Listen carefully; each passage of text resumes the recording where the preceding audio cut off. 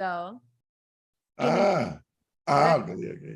Oiga, como ustedes habrán escuchado, y en algunas ocasiones Gonzalo y yo entramos en unos debates intensos, debates que yo siempre aspiro a que sean de beneficio para quienes nos escuchan, porque al final de la historia, Gonzalo y quien no es Gonzalo tiene sus opiniones y cada uno de nosotros tiene la propia, ¿no?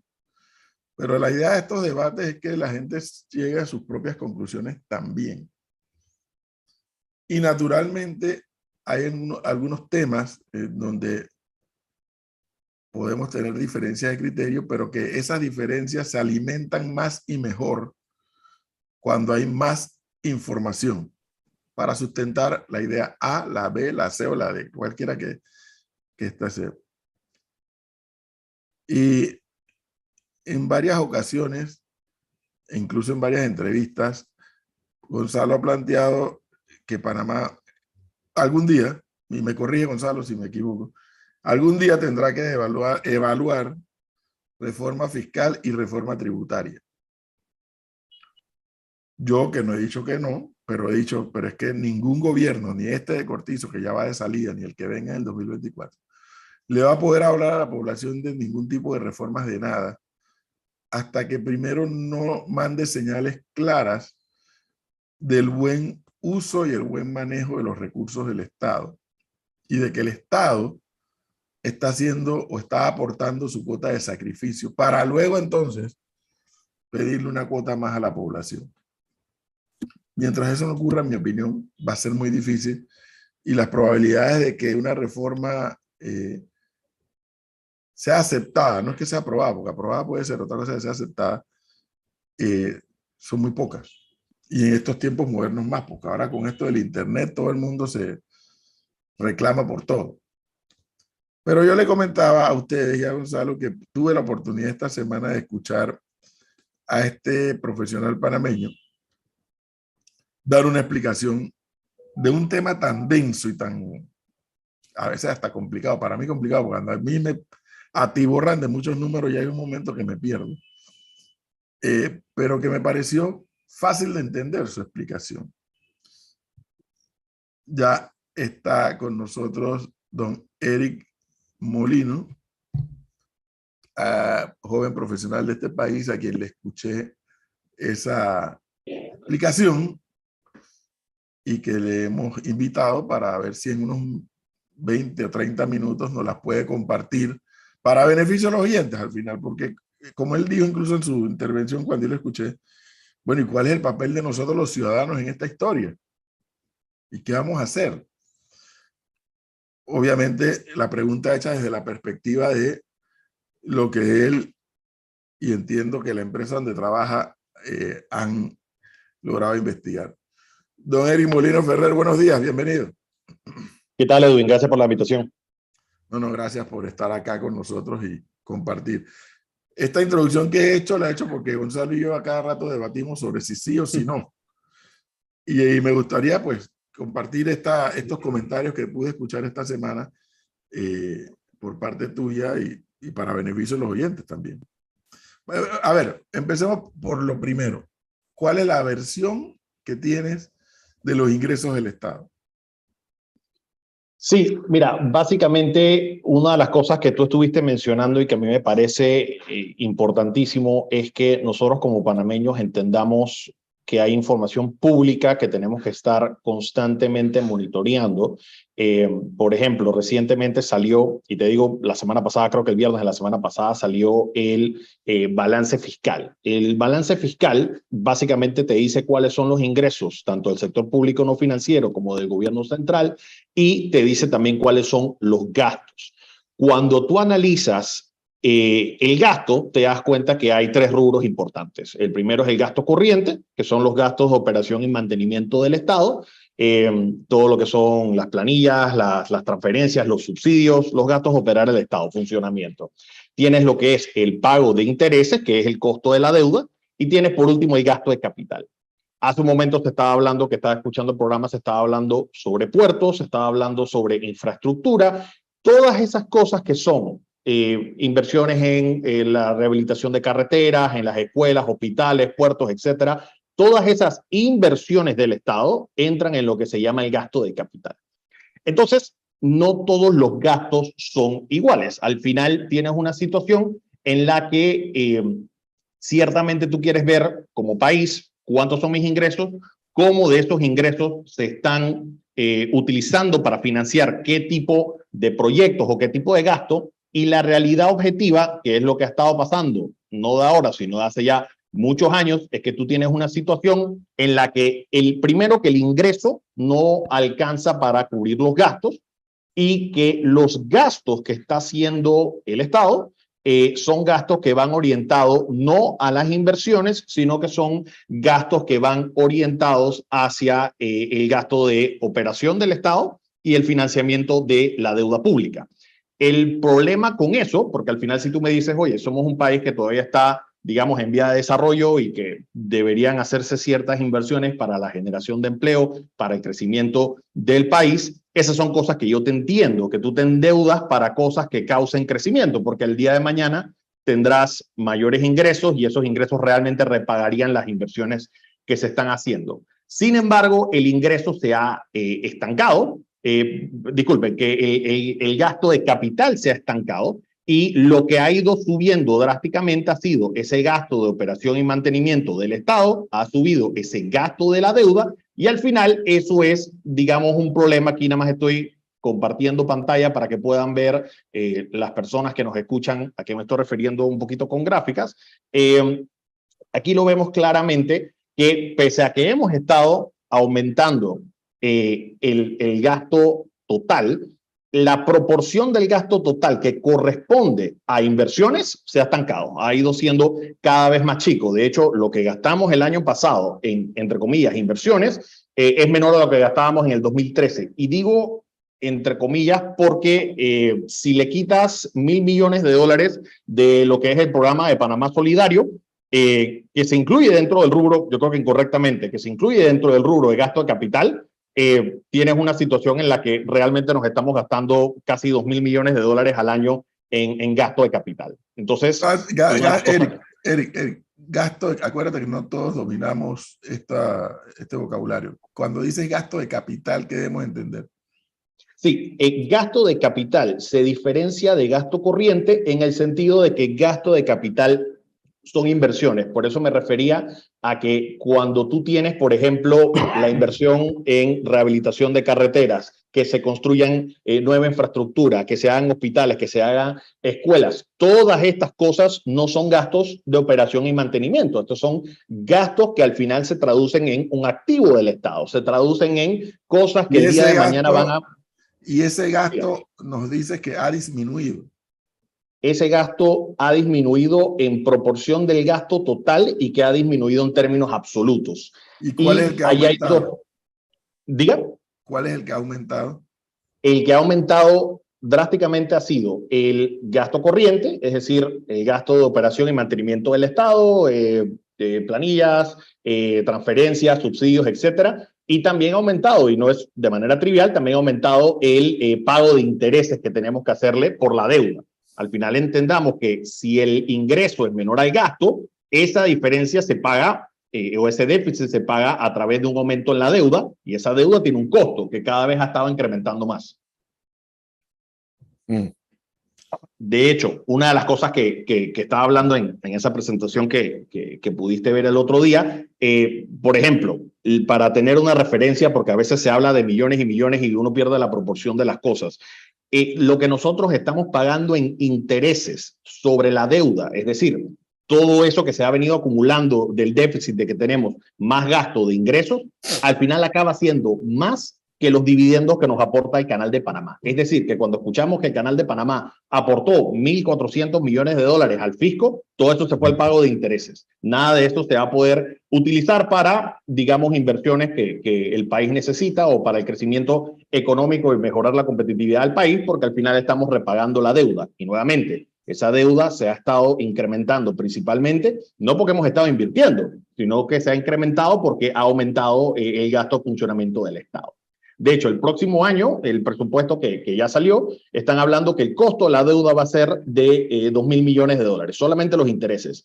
$2.000 millones fue lo que costó la línea 2 del metro. Entonces nosotros nos estamos gastando todos los años el equivalente a la línea 2 del metro solamente en el pago de intereses sobre la deuda. Y nuevamente, para volver a hacer hincapié en esto, no es que estamos endeudados porque estamos invirtiendo, creciendo el país, haciendo proyectos que generen empleos. Estamos lamentablemente aumentando la deuda a punta de aumentar el tamaño del funcionamiento del Estado, que no necesariamente es algo que aumenta la competitividad del país o genera más ingresos. Claro, pero entonces ahí es donde entro yo a decir lo siguiente. Tomando en cuenta que el Estado se hace mucho más robusto, tomando en cuenta que el Estado aumenta en planilla, por ejemplo, el número de funcionarios, lo que usted nos está trayendo es básicamente que el Estado necesita recaudar más plata, de alguna otra forma, aumentar impuestos por un lado, quitar o tumbar algunos impuestos por el otro para que haya más inversión y así le entre más plática al Estado.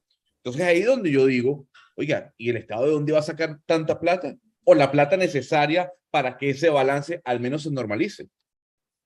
Mira, haces una buena pregunta que es realmente cómo va a ocurrir el balance. El balance puede ocurrir de dos maneras. O, como tú mencionaste, aumenta el ingreso o reduce el gasto. Realmente matemáticamente no hay ninguna otra opción.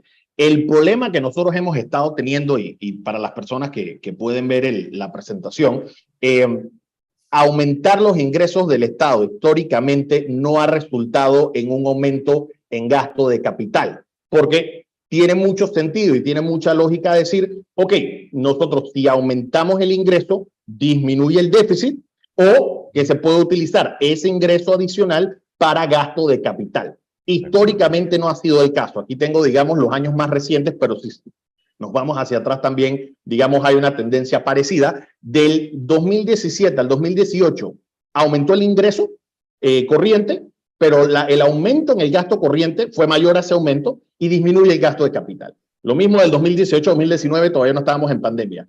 Cae el ingreso, más de casi 600 millones de dólares, pero aumenta el gasto corriente 140 y el gasto de capital disminuye.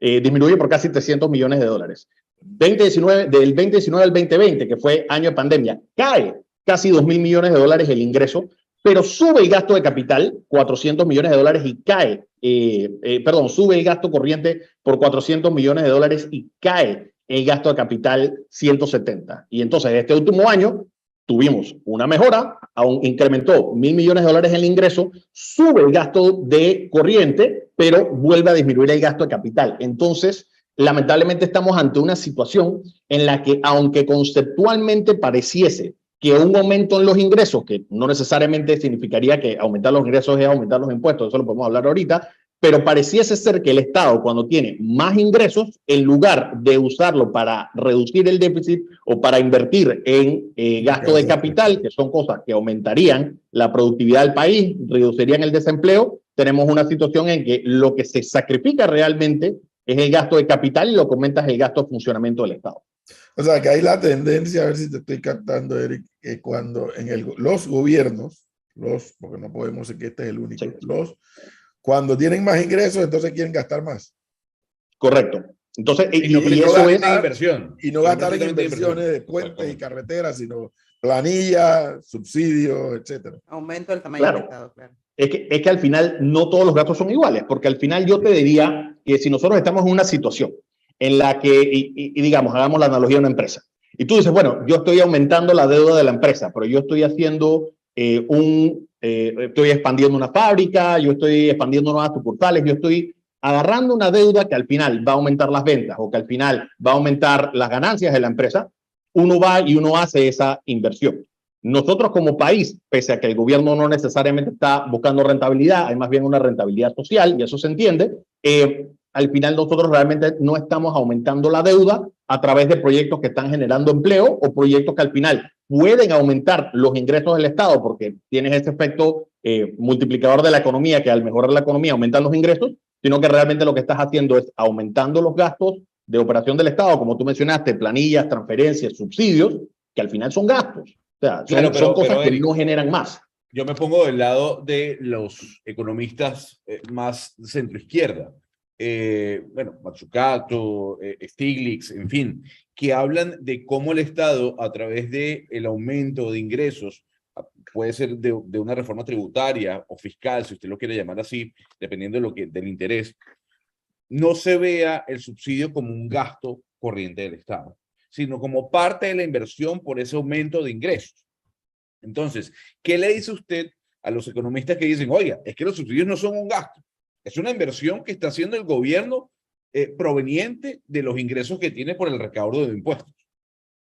Sí, la inversión, por definición, para separar qué es una inversión de qué es un gasto, tiene que ser algo que genere algún tipo de retorno. Y el retorno no necesariamente tiene que ser financiero. El retorno puede ser un retorno social, que se crean externalidades positivas, de que mejora ciertas cosas de calidad de vida, pero también tiene que ser algo que pueda ser auditable, tiene que ser algo que haya algún estudio que diga, mira, esto ha mejorado o ha incidido en que este subsidio ha reducido tal costo, o que este subsidio ha hecho que aumenten los ingresos de esta otra manera.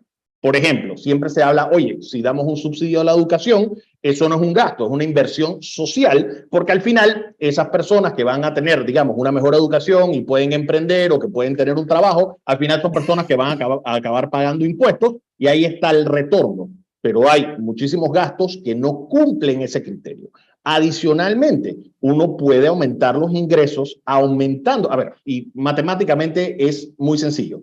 Tú tienes la tasa impositiva, tienes el número de personas que están pagando y tienes también la base sobre la que se está cobrando el impuesto. Si tú aumentas la base sobre el número de personas que están generando ingresos para pagar impuestos y aumenta el número de ingresos, sin que se aumente la tasa impositiva, vas a aumentar el nivel de ingreso. Y lo vemos claro en lo que ha pasado este primer semestre. Ha aumentado 24% ingreso por tributos directos y 28% por tributos indirectos sin que se hayan movido las tasas. Y eso ha pasado porque hemos tenido, digamos, cierto nivel de recuperación económica y eso ha hecho que aumente de vuelta los ingresos. Y lo que nosotros nos tenemos que enfocar es a eso. Nosotros tenemos aproximadamente, según cifras del Mitradel y del INEC, 50% de informalidad. Entonces, ¿por qué nosotros no hablamos de políticas públicas, reformas tributarias y fiscales que vayan orientadas a formalizar a las personas informales? Eso aumenta la base sobre el número de personas que se está tributando, va a aumentar el número de ingresos tributarios y entonces ahí fiscalizar, ok, con estos nuevos ingresos que está teniendo el Estado sin haber cambiado los impuestos, cómo se están usando. Y tal vez ese es mi enfoque, porque si al final se aumentan los ingresos y que al final eso no se traduzca en inversión, realmente no hicimos nada. Claro, ahí entra el tema de quién maneja la platica. Correcto.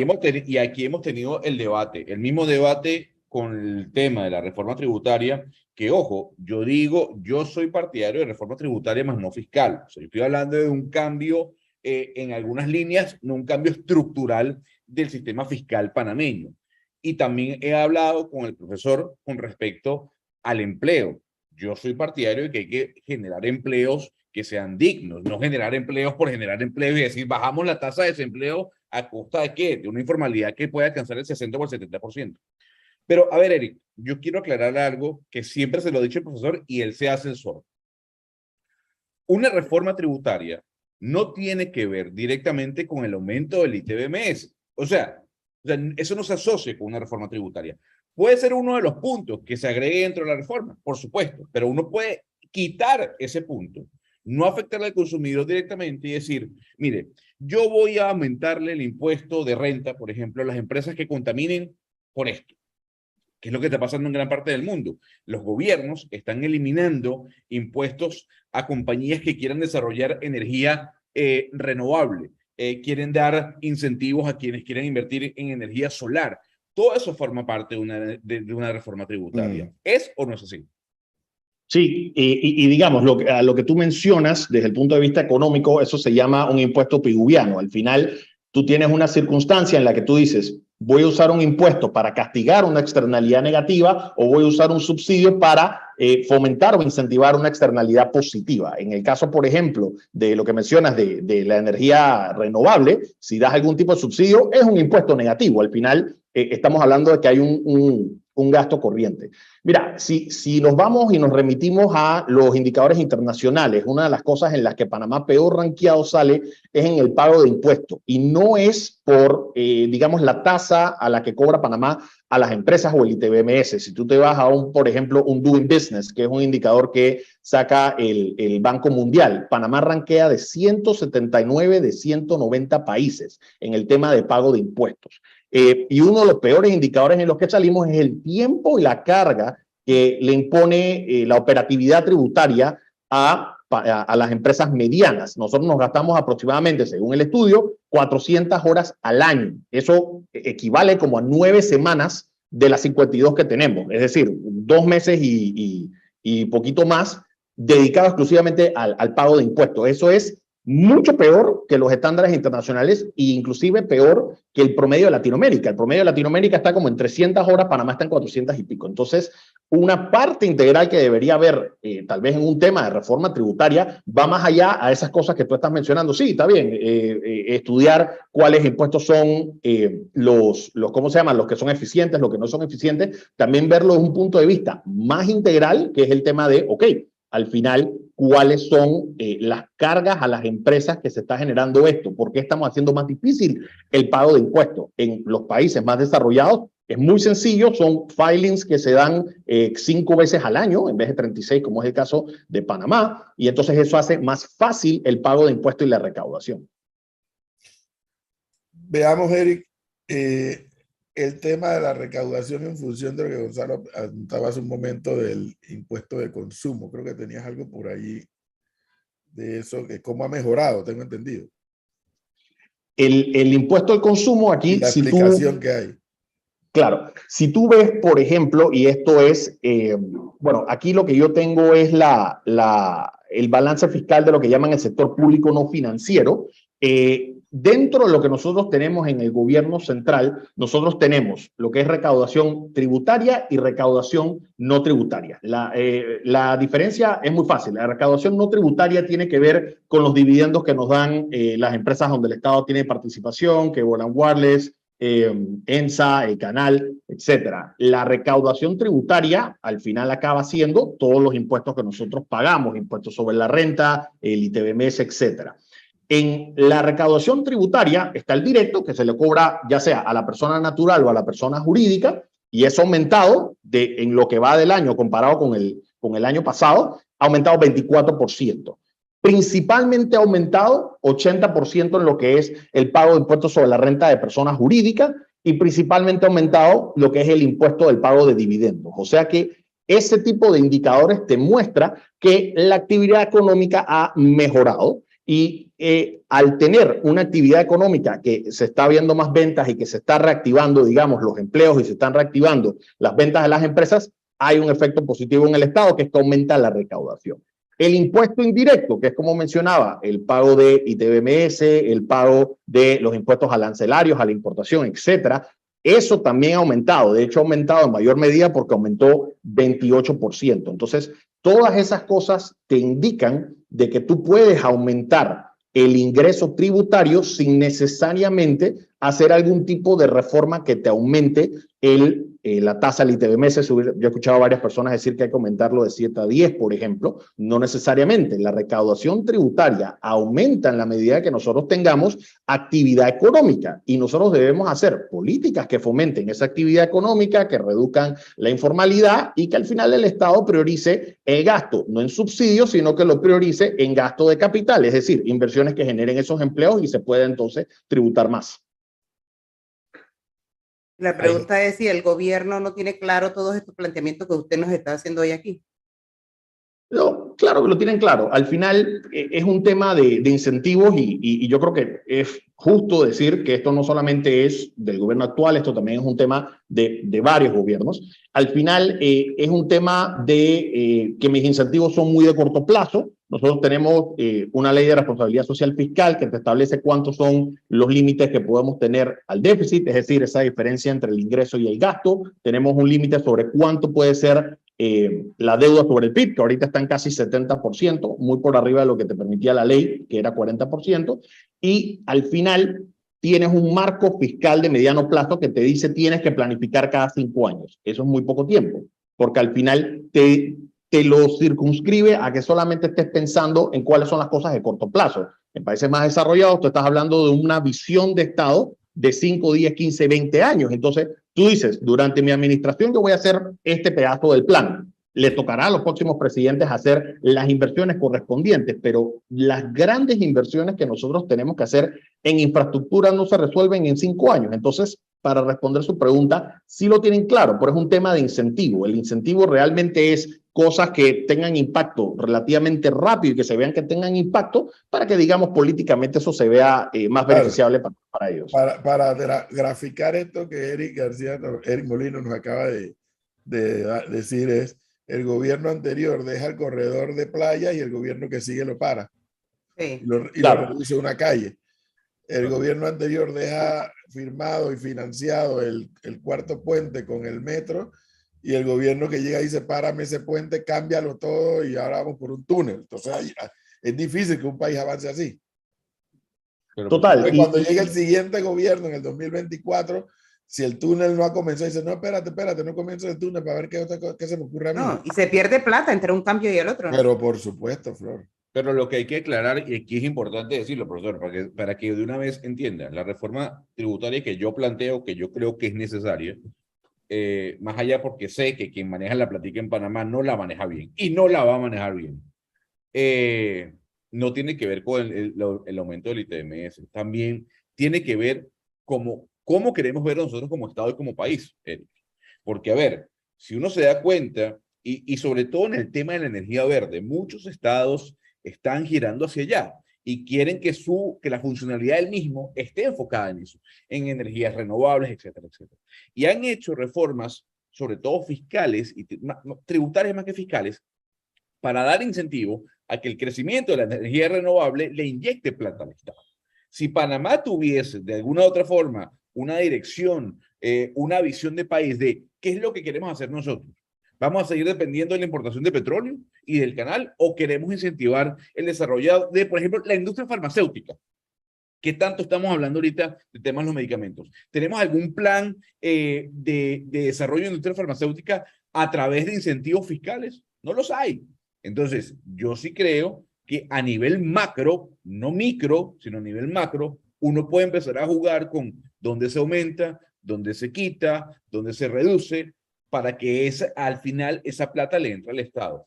El debate de cómo se manejan los ingresos y cómo se maneja el recaudo es otro. Pero por lo que usted nos está mostrando, pues es más lo que se gasta que lo que entra. Y solicitamos deuda para pagar deuda. Eso es como pedir una tarjeta de crédito para pagar otra tarjeta de crédito. Así mismo es, Gonzalo. Y yo creo que al final ese es el mensaje principal. Al final, cada vez que nosotros estamos hablando del tema de, por ejemplo, el grado de inversión y que las calificadoras de riesgo internacional están diciendo que les preocupa el tema de la deuda, ese es un problema que a todos los panameños debería preocuparle, porque al final el Estado no genera suficientes ingresos para cubrir los gastos. Esa diferencia tiene que ser a través de deuda. La deuda es principalmente de los bonos que emite el Estado y que se lo compran los inversionistas. En el momento que nosotros perdamos el grado de inversión o en el momento en que la deuda de Panamá en el mercado de capitales no sea atractiva para los inversionistas internacionales, nos vamos a ver en una situación en la que o se nos va a hacer mucho más costoso y más difícil el financiamiento, no solamente de las obras de infraestructura, sino también en los gastos corrientes, y va a llegar un momento en que ese rubro que es el pago de intereses va a ser tan alto que al final el sacrificio va a ser no precisamente en que se reduzca el tamaño del Estado, sino más bien que se reduzcan esas inversiones. Entonces, cuando el panameño ve que, por ejemplo, no hay medicamentos en la caja del Seguro Social o que hay huecos en la calle o todas las cosas que normalmente se hablan, piensen hacia dónde está yendo el gasto. Porque si nosotros priorizaríamos esas otras cosas, en lugar de priorizar aumentar el tamaño y el volumen del Estado, nosotros no tendríamos necesariamente esos problemas. Y al final va a ser un tema de que si hay que aumentar los impuestos porque hay que ver de qué manera se reequilibra, se vuelve a llegar a un balance en las finanzas del Estado, al final eso es algo que sí nos costó y sí hubo un impacto de que mala administración de los fondos en los periodos anteriores haya llegado a este problema. Finalmente, Eric, un elemento que me queda todavía mucho más claro ahora que antes. El gobierno de la República de Panamá, este de Cortizo, que ya va de salida, y el que venga, se le tiene que constituir en una obsesión generar empleos. Sí. Formales, obviamente. La informalidad que todo el mundo la critica, pero como yo digo, mal que bien, esa persona pone comida en la mesa, pero hay que buscar la formalidad.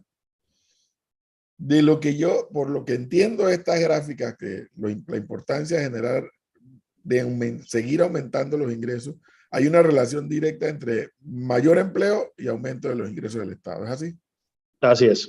Así es, porque, a ver, porque la generación de empleo va a causar dos cosas. O aumentas el ingreso del Estado a través de impuestos sobre la renta de la persona natural o de la persona jurídica, porque si esa persona al final crea una empresa o trabaja en una empresa, se aumentan los ingresos de las dos maneras, o también a través del aumento en los ingresos tributarios no directos, que es el consumo. Al final, si la persona tiene un empleo o la persona generó un empleo, él va a gastar y ese gasto se convierte en el ingreso del Estado a través del pago de impuestos, ya sea porque se lo descontaron de su salario o de su declaración de renta o porque fue a comprar algo y ese algo tenía un ITBMS. O sea que sí, al final el mensaje que yo siempre trato de transmitir y que tratamos de transmitir en Argo Finance es que al final sí, nosotros debemos orientar que el gasto sea orientado a inversiones, porque las inversiones generan empleo y eso lo comenta la competitividad del país y la generación de empleo.